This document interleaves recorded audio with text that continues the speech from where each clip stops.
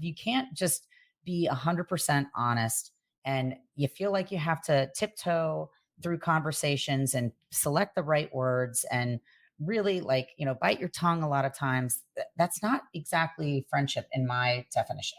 Me neither. Same. It's when they give you that empty pit in the stomach of, did I do something wrong? Why are they ignoring me? Why are they being mean? Why are they being dismissive? Welcome to Girls Gone Gritty. I'm Farley Boyle. I'm Darian Boyle. And I'm Jennifer Brenius. Collectively, we're two sister-in-laws with our bestie. We don't just talk, we do it. Day, night, mountain, beach, and city. Get ready as we bring gratitude and attitude to everything we do. We jump in head first, unafraid, and we're all in all the time. We bring it on and get it on each week, diving deep into authentic, unscripted conversations on just about everything. So let's get gritty. Bring it on. Bring it on. Don't wait until tomorrow. We're so happy Darian's back. So excited. Glad to be back here, ladies. I missed you on my excursion to Vermont. And now we're going to talk about our favorite friends that we want to hit the eject button. I wouldn't even say favorite. I would say we are going to help you identify a toxic friendship. Yeah. Because there are toxic friendships out there. You have to figure out which ones they are, and then you have to emancipate those friendships. And it gets harder the older you get because you end up building more and more friendships. And sometimes you'll have somebody that's been in your life your entire life. And saying sayonara is not easy. And I do not pretend to have any ease doing it. But the tools are available. So we're hopefully going to help you help ourselves identify a little bit better and kind of talk and walk through it with you guys today on our episode. Yeah, I think people come into your life for that time frame, for certain parts of your life, and they're your besties. And then whether you outgrow them or it's just time to move on or they do something shady and you're like, oh my God, are you really my friend? Because you completely changed. You were my bestie and then you did something that I don't want to be part of. And once you realize it, you're like, it's time to move on. Boom, fired. Friendship should be easy. I mean, it's a gift. It should not be a ton of work. I mean, absolutely you should work, and it's a give and take situation where I come to you, you come to me. Let's make plans. Let's follow through with our plans. Let's be together. Let's, do nice things for each other. But when it becomes work and it doesn't feel good, and, sometimes you just walk away like, what the heck just happened to me? That's when you really need to start kind of evaluating, because as you get older in the 50 plus club, your time is really valuable. And it's like, you want a sure bet. I want to hang out with people that make me feel good about myself, that I love, that I want to make them feel good. It's like this beautiful mutual thing. And everybody's a winner and everybody is gaining from the relationship. I do not want to spend time with people that drag me down, that bring drama to the table, that are exhausting. They're energy suckers. And, it's I like that word, energy sucker. That's a great word, by the way. I mean, there are energy suckers out there. They come in and just steal all the energy in the room. And you're just like, whoa, I can barely get enough oxygen to breathe. Yeah. But I have friends, some of my favorite ones, like my friend, Jennifer Medlin, Jennifer Schaefer. It's your friend. You haven't seen her in years. And all of a sudden you pick up the phone and it's kind of like you left off 2 years ago. You pick up right where you left off. Comfortable. And it's so comfortable. And it's, you get that warm feeling. She makes you feel good. Like those are the friends you have a call. Haven't skipped a beat. Like I have a friend. Oh yes. I'm so excited. Haven't seen you. Like, hey, I'm moving somewhere. Oh, I support you. And at what point though, do you know that your friend is toxic? At what point is it, should I give up on this friendship? Because I always try. I don't know. I'm kind of friends with everyone and it's great. And I'll give my heart and soul to people. And then a few people are fun sponges and they suck the life out of you.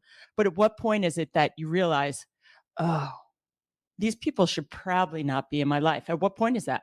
Yeah. You know what I mean? Oh my gosh, there's so many red flags. There's so many red flags. I mean, one of the things that I have a really hard time with once I became a parent is if I don't like your kids, and I love kids. I mean, I am like a Pied Piper, but if your kid is a brat or disrespectful or just whatever, if I can't tolerate your children, I don't think I can tolerate you. I just have to be on somewhat a very similar page of parenting for me to even actually respect you. Yeah. So that's like a big deal breaker for me is rotten kids. 1000%, because, all the coaching that we've collectively done, it's like you see very quickly, like you kind of can't hide it. It can't be hidden. Like adults, they can kind of go on social graces and they can, know what is socially acceptable and what, they should be doing. But when their child, is somebody who, like, to me, huge one is like when they talk back to their parent or coach, or with a level of like we're on the same page. It's like no, we're not on the same page. You build respect, you build trust in every relationship, and I think that that's like one thing that with the kids you can identify it in a heartbeat. Yes, and one of her friends are calling right now, so she's got to pick up the phone. But I'm not picking it up. That's one of the toxic ones. That's the hard part. Is what I see too is if you're friends with the parents and you had like this great relationship and it was fun and the kids were always part of it, and then all of a sudden you have not a falling out, but you kind of just graduate from the family or something weird happens and you kind of push them away, but the kids still want to be together. That's the hard part, because when you go to a play date and you drop off, you have the parents who are like, hey, come on in and let's hang out and let's have some drinks. And this is great. Let's catch up on the day. And the only thing you want to do is like drop your kid and take off. That's another hard part when you lose the friends, when you all were one big happy family. Well, the hard thing is you can't get involved in your kids' drama either. So if you have parents that are overly involved in their children's day-to-day everything, I used to have a friend that would, as soon as her kid would come out of school, she'd be like, who did you sit with at lunch? Who's having a play date after school? Did you get invited? And it was that type of a relationship where it was a deal breaker. She was my friend, but she was such a nut job with her mom, with her own child, that it constantly caused drama within the kids. I let the kids figure it out. I don't want to get involved in their arguments. Whatever happens, let them work it out. That's how you become, you use your people skills. You learn how to communicate. But if a parent gets involved and is always trying to kind of manipulate, but also is too involved in like what this one said and who got invited to this and whatever, it's just a recipe for disaster. So I learned very quickly the ones that are micromanaging every aspect of their kids' lives, not my friend. No, well, that's a different way of parenting too. Yeah. And that goes back to parenting. And my children actually were also very turned off by that child, because that child was the one that was looking to perpetuate drama. And this is where we would say, hey, you can't get invited to everything. You can't be a part of everything. But the parents that think their kids should be included in everything, that's a huge problem. And the parents feel the same way, right? Yeah. On the adult level. So strike one. Yeah. Oh, well, you invited this person over and had a play date and you didn't invite my kid. So now I'm not going to talk to you. I'm going to talk smack about you to everybody. Wait a minute. Kids are just having a good time and they just want to be together. They're in the same classroom or they're in the same sports field. It's hard because it's a tricky part, because when your kids are together with other kids from their class or on the field. With the kids and the parents, I mean, listen, you grow up, right? You don't just like change. Like a lot of times who you were at 15 is very similar to what you're going to be at 25 or 35. So the way you handle a lot of those relationships, you're taught by your parents, right? So if the parent's not good at friendships and can lead in that toxic direction, is they're teaching their children like the same way of being, right? So that makes it really complicated. But I mean, I think that getting back to what we're trying to get to with like what are the flags? Like, we talked about this a little, and it's like, well, are you better after you've been with them? Like, are you a better version of yourself? Like Farley and I were saying, like, that's like a good indicator for me. Like, does my cup feel filled up after I'm with you? Do I feel like, and I got something out of the relationship, but it was like a good, give and take of like what's going on in your life and what's going on in my life. And nobody's dominating the conversation, and nobody's feeling like depleted. Like you said, it's a give and take. Sometimes, there could be a friend that comes into the mix and talks incessantly about themselves and doesn't ask you one thing about your life. They don't ask you, how are you doing? What's going on with your kids? It's all about them. And that's when you feel depleted. And it's like, wow, you just came in and you took all the oxygen up in my entire house, and it was all about you. And I don't think you asked me one thing about myself. Yeah. And you know what? I have no problem being a great listener, but it needs to be a two-way street. totally. That's the type of friendship that's exhausting. For me, I always love hearing about everyone. How's your day? What's going on in your life? Like, people ask me, I'm like, okay, great. But I love hearing about people and how are your kids and the successes. Sometimes though, you have the friends that you hear are all in, and then they're talking like smack behind your back to everybody else. But flag. But right in front of you, they're your best friends.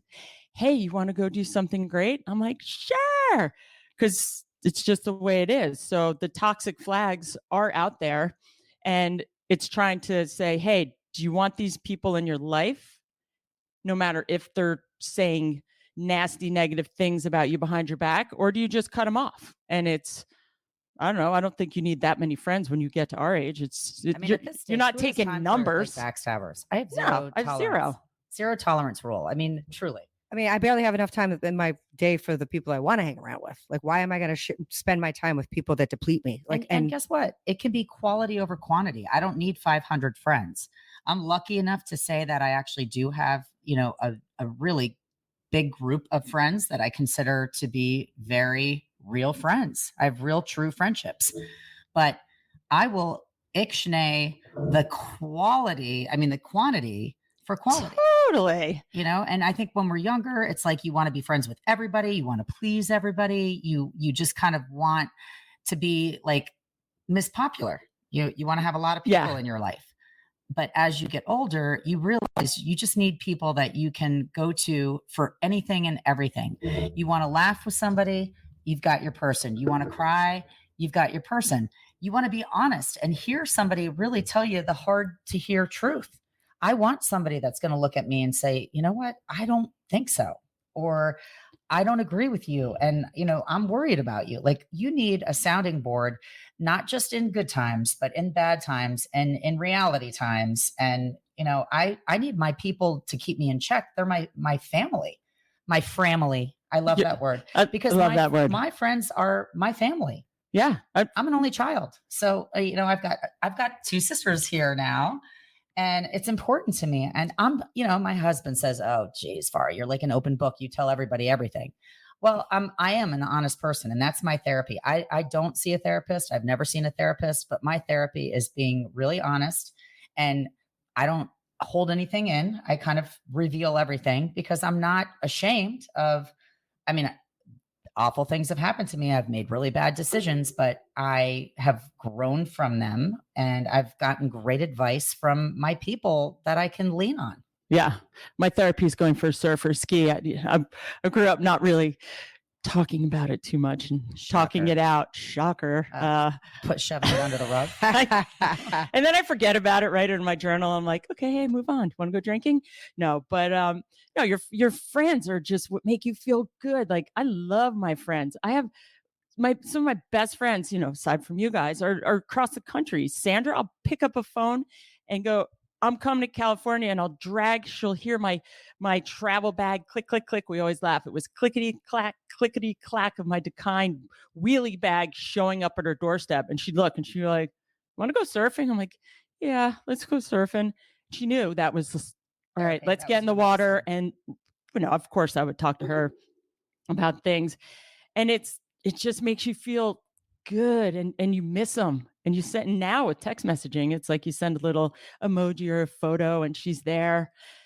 But you have some of my other friends that you kind of call and you go visit and they make you feel bad and they make you feel really bad. I went on a trip, went really out of my way. And one of my friends, once again, I don't really get too involved. I'll give people my heart and soul. But after a while, someone would say, that person's really beating up on you. I'm like, what? Didn't really think about it. And then more and more like, wow, I can't believe they're really harsh to you and they're steamrolling you. I'm like, what? And then I started thinking about it. I'm like, oh my gosh, I guess they really are. And it's just they were the bossier ones and kind of feel bad. And my last trip, I finished and I left. And then I just went radio silent. I said, I'm out. You just cut it off. Because as soon as you send a text or engage, then they're back in your life. And it was hurtful. But then all of a sudden you feel better. I feel better and lighter. I'm not stressed and feeling bad about myself for something I didn't even know I was feeling bad about. If you feel used, Yeah. if you feel like you don't enjoy the time that you spend together, if you make excuses about answering the phone, you see that they're calling and you kind of don't want to pick up the phone. Red flag, red flag. Red flag. If they embarrass you publicly, if they have behavior that, just kind of scares you or you've outgrown that behavior, red flag. I mean, there are real red flags. Yeah. If you give more than you get, if you feel like you're the giver and you're always giving, and you're never really on the receiving end, red flag. If you don't know why you're friends. I was going to say that. Why is that person your friend? I don't know. What do you get out of it? Not that you need to get something out of it, but do you ever go and say that one time with my friend I was talking about, thought to myself, well, why is she my friend? We've been friends since college, but why are we friends now? And sometimes you just don't you ask have yourself the same things in common, and you do, like you mentioned earlier, you outgrow people. And people, or it's an ebb and flow too. Sometimes people come into your life and then they'll go out of your life, and maybe it's because you were in a place or they were in a place, because like we said, a relationship is that because it requires two people giving energy, right? And that's how you have any good relationship. And if that always feels like it's 90-10 one way, that relationship will be really hard to maintain, right? It's not always going to be 50-50, right? There's plenty of times that like Darian or Farley will need to talk more than I'll need to talk. I'm at that moment where I'm just like, just listen. You just are a passenger in the vehicle. You don't always have to be driving the bus. So I think that, when people recognize that it's going to be give and take, and that sometimes you need to just connect and say hello just to do just that.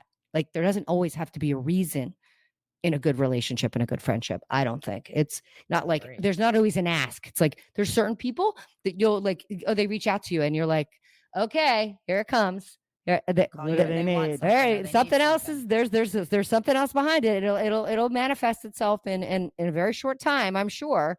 And it's usually I'm 9 times out of 10 spot on. Well, that's why they say it's all the street signs in New York are one way. I just feel like if you have a friend that makes you feel, I don't know, that they get jealous if you are friends with other people. I mean, I can't. Red flag.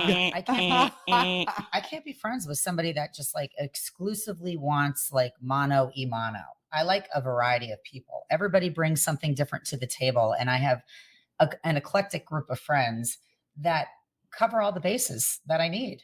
I've got, some of my friends that I really do athletic things with, and I really enjoy them athletically. And then I've got people that I can do absolutely nothing with and have the best time ever. And I've got people that, I could travel with, like unbelievable travel companions. And it would be like a seamless situation. I mean, there's so many different layers to a friendship. If you can actually travel with someone and find someone that you can do absolutely nothing with and have a great time, and you don't ever even have to think twice before you speak with them because you're not being judged, you've hit the jackpot. Oh, for sure. I mean, you definitely have your friends.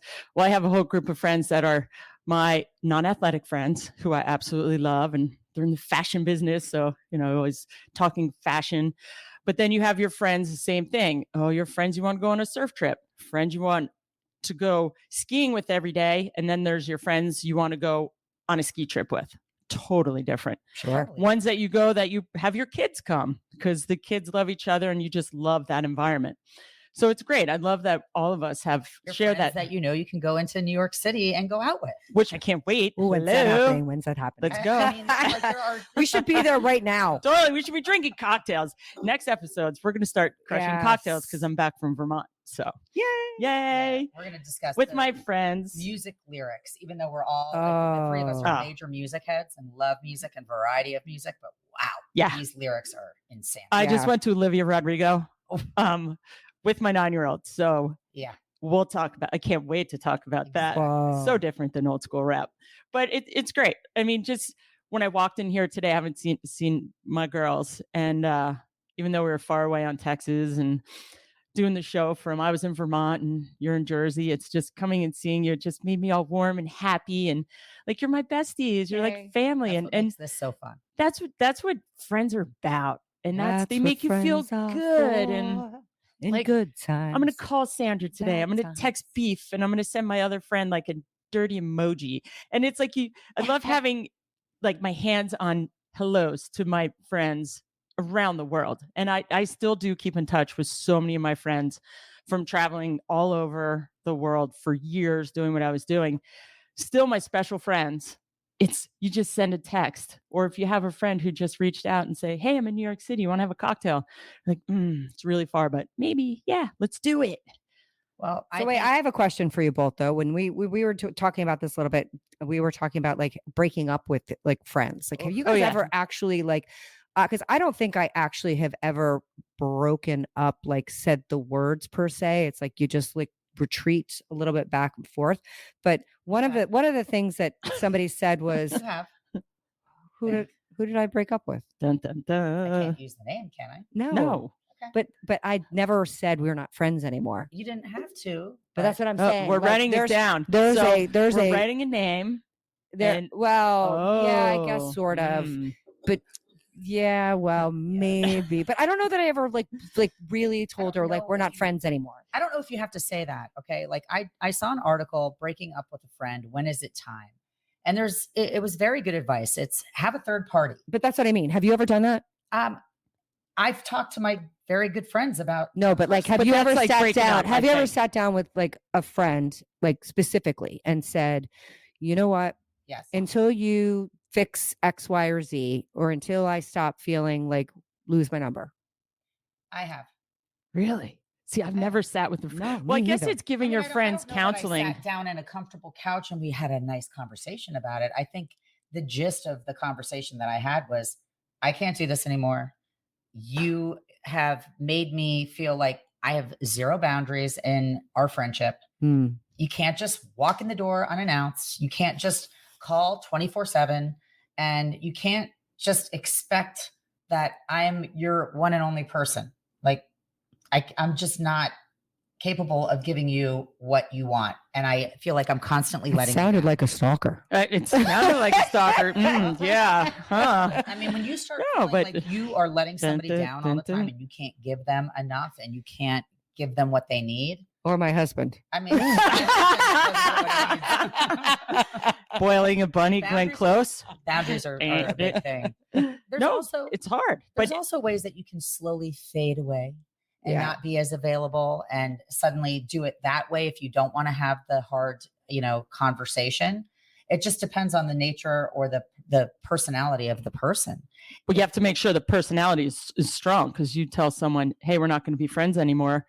And then time passes, summer happens, and then you're back together, and all of a sudden it's, hey, how you doing? You're like, whoa, I thought we ended that. Like, whoa, that's scary. Oh, wow. And you can't engage. I think the only thing is sweep it, pretend it didn't exist. This again is where like people are empowered by all these modes of technology, being able to reach out without having to really reach out. They can DM you, they can Insta you, they can text you. We're in the back in the day, if you wanted to like re-engage with a friend, like you would literally have to show up at their house. You would literally have to show up at their house and be like, I'm really sorry. Like, we're not friends anymore. I miss you. You don't call me. We don't see each other. Like now you can know what people are doing without being in their lives. Oh, yeah. which is I lost horrifying. a friend for 16 years because Oh, the husband was not a I fan forgot of about that. mine. And, it was a sad thing, but he was not a fan of me. And what are you going to do if you're the wife of the husband that's not a fan? And he didn't really even have a reason to not be a fan, but he was controlling. He was a power tripper, and we lived in different states, and it was sad. It really, I was upset that she wouldn't stick up for me and, go to great lengths to salvage our friendship, but it was her husband. And, it was a shame, but our paths crossed again and we reconnected, and it was exactly the way it had always been. Like, we didn't skip a beat, and her husband actually had passed away. So it was ironic because we were given a fresh start and we have not looked back. We just have been back together again, like we didn't skip a beat. It's amazing. So if there's forgiveness, I was capable of forgiving. I knew it wasn't because she didn't love me and care for me and want to be my friend anymore. It was a circumstance that was bizarre that I wasn't going to win, So sometimes you have to walk away defeated. Yeah, you gave her space. I gave her space, and she didn't necessarily want it, but there was nothing that she could really do. Mm-hmm. Two of my other closest friends, we had kids that were very, very close. And all of a sudden our kids weren't as close of friends anymore. And, it could have been a deal breaker. And it was a hard situation because sometimes you feel like, okay, wait, we're best friends and our kids are family friends. So, don't we want to try to massage things so that we're always good family friends? But, at that point in time, it was the way that another parent chose to kind of deal with it. Hey, our kids don't have to be best friends, and I'm going to support that. Whereas I was kind of like, well, but we're best friends, and let's just try to make them respect each other and stay together, because our relationship isn't going to go anywhere. And they're going to eventually figure it out, which they have. But thankfully, I never made it about that other parent. She didn't make it about me. And I think we had maybe one, not even really awkward conversation, but it was a little bit, weird. But we decided not to make it about us. And thank God, Well, and then you don't want it. You have the friends that, from what I hear, is they're great friends and their kids do sports together. And then you've probably had this, both of you. Your kids kick their other kids' ass and they're better athletes, and their parents are hanging on, living their life through their kids and their sports. And all of a sudden their friends' kids are just escalating, getting better and better and better and better. And that person gets jealous and they turn off. And all of a sudden they start saying negative things about you and your family, and they start making things up. And you're like, wait a minute, just because my kids are better athletes than yours, keep sports aside. We're friends. We're good people. Like, why would you do that? And is that having the insecurities of the parents, or is it? Definitely been there. I'm sure, because your kids are. You know what else is really hard? Like when you're in a club situation and now you're going to maybe look to D1 and you're getting recruited, and you were once an open book with all your people, and now you're a closed book because no one shares any information and no one wants anybody to know where their kid's going and what coaches their kid's talking to. And it affected another one of my friendships. My child landed at a school that she did not try to engage with. She did not have, and she was not looking to go play lacrosse at Loyola or Hopkins in Maryland. They just happened to be two of the colleges that called right at midnight September 1st. And when your other schools that you thought were going to call don't call, what do? You go to the place that you were shown love. Just so happened that two of those schools happened to be a couple of our closer friends' top choices.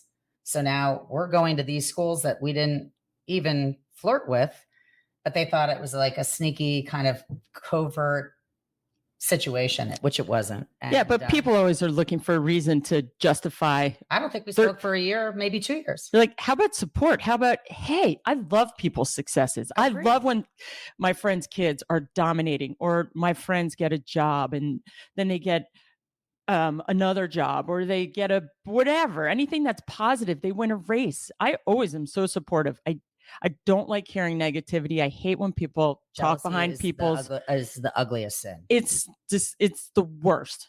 And it's a like, deal breaker. hey, feel good. I want to feel good. There's Well, enough negativity in the world right now that you can't share your successes with like your closest friends. They're not your friends. Agreed. And they should be happy for you and you should be happy for them. And I mean, it's like an exciting two-way street. Yeah. And if you can't feel like you can share good news and not feel as though that person thinks you're braggadocious or that you're just, I don't even know, like on an ego trip. I mean, that's not my friend. I was at Inlet Outlet, one of my favorite surf shops in Manasquan, which has closed. I'm very sad. Brave New World's going in there, but it's not the same experience. But I was in there talking to one of the ladies who works there, and we were just talking about whatever was happening that day. And she said, what really irritates me, I said, how's the day? She goes, it's just hard. Sometimes all these friends come in at separate times, and the next day they'll be in there with another friend, and they're bad mouthing the friend that they were with the day before, talking about, and just, it was so much bashing behind each other's backs at the shop. And she said, that's the one thing. Cause I said, well, what bothers you the most? She said, so one thing I don't like is that you see these, I see these women come in, and the one was talking about their one son had won the Manasquan High. I won't, whatever. They had won one of the main events, like a big event they won. And the friend was, oh, great job. And the next day was bashing her. And it was said, wait, it was not what you were talking about yesterday, So it's Jen's toxic friend is not getting the message here and keeps calling. Actually, that was my mother. Sorry. She's the only one that can get through on my, like, she's in my, trusted contacts where she calls twice, it goes through. So and she's your friend. My mom's my best friend. I love my mom. Moms are best friends. Love you, Far. But we could talk forever about it. We just love it. And friends are good. I say, just well, listen, let me tell you something. Be straight up. And it's not easy when you go through these challenging things. What I wanted to say about like going back with Farley's girls being recruited, that angle, that just because you had to go through it, the college experience of like people not talking about is like off the charts insane. Like it is such a period of time where people get so weird about friendships, and even the kids don't talk about college because they're all trying to do it's more about like insecurity, like you said. It's like more about like, I'm not sure what's going to happen, and it's so competitive, and they don't want to let people know what they're thinking and but the whole process of anything that's got a little bit of ilk of where there's only a certain number of spots, I think that's where like people get really whack. Well, I mean, it's hard because sometimes you are supposed to keep things close, to the fold. And if you're an open book like me, I could see where all of a sudden, maybe a couple of the girls, the moms that I was very close with in the whole recruiting scheme of things, I didn't want to start talking about, like, let's say Hopkins or Loyola, because I knew that was where their kids' top picks were. Right. And it made me feel badly. Right. And you don't want to hurt them. And you're like, everything's going to happen the way it's going to, and you're going to do you, and I'm going to do me. And at that moment, my kid wasn't happy. Right. So, we were going through like our own stuff, but that's the thing that's hard. It's like, if you can't just be 100% honest and you feel like you have to tiptoe through conversations and select the right words and really like, bite your tongue a lot of times, that's not exactly friendship in my definition. Right. Me neither. Same. It's when they give you that empty pit in the stomach of, did I do something wrong? Why are they ignoring me? Why are they being mean? Why are they being dismissive? And that feeling in the bottom of your stomach of like a pit of, it's like if somebody steals like a wallet in the room, you automatically feel guilty and it wasn't you. Yeah, but I can't stand the friend that makes me feel like, am I being a bad friend to you? Yeah, but have I let you down? Like what am I not doing for you? What are you not getting from me? Because I'm like somebody that'll go I'll go all out for my people. Yeah. So if you start making me feel like I'm not doing enough for you, I didn't give you the shirt off my back and I'm not walking around naked on 35. That'd be showstopper for sure. What's up? There's Farley going naked. And the other thing is that, for all of us with friendships, like Farley's example of her friend that was out of her life for a really long time, maybe it's just for now. Maybe it's somebody who you need to take a break from. And maybe you're on a break. Maybe you're not broken. Maybe the friendship's not over forever. Listen, they could come back into your life. We continue to grow up a little bit. Yes. And I'm also the type of person where if I have to take a time out from somebody, I am absolutely capable of having them re-enter my life, as long as it's a mutual situation and it feels very natural. We just happen to stumble upon each other, or I'm thinking about that person and I pick up the phone and call. I just suffered a loss in my life. And of course, I went out to a friend that was a part of my entire life. And, she was somebody that I wanted to inform that my mom had passed. And even though we might not have been exactly on the same page that we have been on before, it was a little bit of a conduit for us. So, I'm not somebody that wipes you out forever unless you really deserve that. Oh, forget that. Yeah. But, sometimes it's true. Sometimes it's just not working. And before it gets really, bad or ugly, you retreat or take a hiatus or whatever. And sometimes, maybe that toxicity is too toxic that you don't go back. Yeah. Or you set some different boundaries and rules of engagement, right? Where you recognize that you can go do something athletic with this person. And like you said, you like them in that way. Right. But the social thing doesn't work, or the family vacation doesn't work because of whatever. Like Right. you can compartmentalize your friendships, and there's nothing wrong with that. You could make a pros and cons list. Yeah. And see if the pros outweigh Totally. the cons. But like maybe, one of the cons is, okay, I don't feel like I can really share my deep secrets with her because she's a blabbermouth. Right. So you just know that you have to censor what you tell this person. Or, I might get arrested if I hang around or out with you because I'm never sure what's in your purse. Or wait, don't like me. I'm like, let's just go out and have some or fun. embarrassing behavior that becomes like a little too much, Or they do shady things that you don't support. And that's guilty by association. One is of my a real friends, thing. After a while, I realized her pattern in life, and quickly I said, that's not someone I want to be associated with. And the friendship just, I think I know that person. Yeah. So that friendship shut down fast. And I do every now and then. I remember, I think a couple months ago, I said, I wonder what she's doing. Like it just went into my brain, and I said, I don't care. Married men. Yeah. So I cut that one right out of my life because I don't want to be associated with that. That's believe me, I am so against any kind of cheating. And you could do anything. If you want to hook up, if my husband wants to hook up, he has to go. I'd rather him say, hey, you know what? I'm going to go get some booty from this person, and you're not going to find out from someone else. I said, just tell me. Totally. I'll be gonzo. I'll be out. But it's that honest thing. But it's great. Friends you are who you hang with. Yeah. And that's why I hang with you ladies. Your vibe is your tribe. And the show brought us together that every week we have weekly dates. Yay! And it's so fun. So everyone should go out there.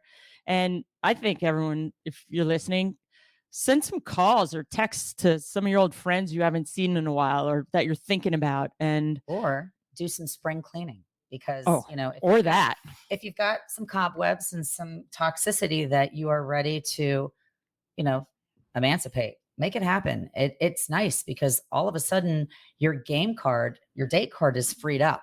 And instead of having that negative kind of like doom and gloomy vibe over here, you can fill it with meaningful, happy, great friendships. Yeah. And sometimes when you make a pause, you may realize that you don't miss them. Oh. Or maybe you miss them, or maybe you miss them like completely. And you realize what they gave to you, even though you need to reassess your relationship. So sometimes just taking a break, maybe be a little friend fast. I'm going to take a fasting opportunity to just separate myself from this person for a little bit and see where I sit, how I feel. If I have a question, there's certain people I could never do that with because I would know that immediately that I would miss them too much. Oh, you could tell in a second if I'm like, how you doing? Great.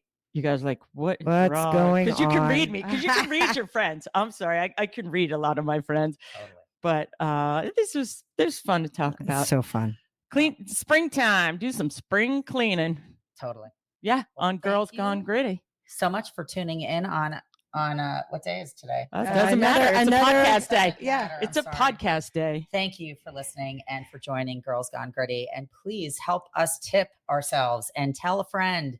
And look at our titles and see what hits home. We just covered surrogacy and TikTok and FOMO. And so we've got something new that we are going to bring forward every week. And we hope that there's going to be a hook and grab that you're enticed by. Yeah, we're excited to have you become one of our extra friends, and it will give you something to talk to your friends about. Maybe it's a topic that now opens the door for you. So we'd love to hear from you. So follow us every place you can. If you ever want to see a little bit more about us, you can always go on our website. We do take comments and we do take suggestions for new topics and ideas and things to cover. So engage us. We'd love to hear from you. And we've got merch coming, really cool merch. So if you think you're gritty and you're a chick, you'll like our merch. You could be a dude and wear them. A lot of my buddies wear the Girls Gone Gritty hats.